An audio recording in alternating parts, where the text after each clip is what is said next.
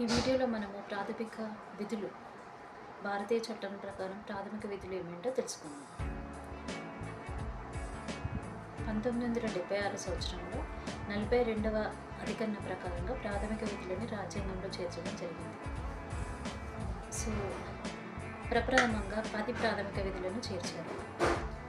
ఈ విధులను స్వరణ్ సింగ్ కమిటీ నివేదిక ప్రకారం తీసుకోవడం జరిగింది.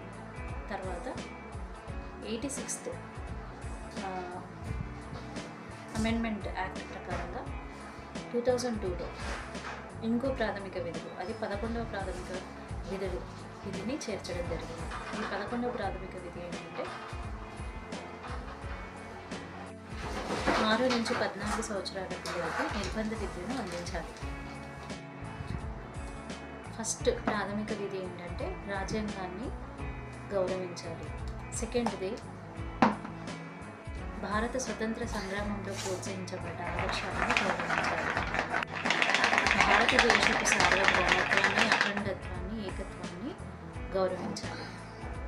అవసరమైనప్పుడు భారతదేశానికి సేవ చేయడానికి సిద్ధంగా ఉండాలి.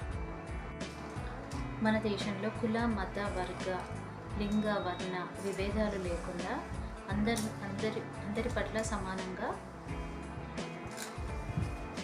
వ్యవహరించాలి. స్త్రీల పట్ల గౌరవంగా మసలుకోవాలి. స్త్రీల గౌరవానికి భంగం కలిగించే విధంగా ఉండకూడదు. సోదర భావాన్ని, సౌభ్రాతృత్వాన్ని పెంపొందించాలి. మన భారతదేశంలో ఉన్న మిశ్రమ సంస్కృతిని, మిశ్రమ వారసత్వాన్ని కాపాడుకోవాలి.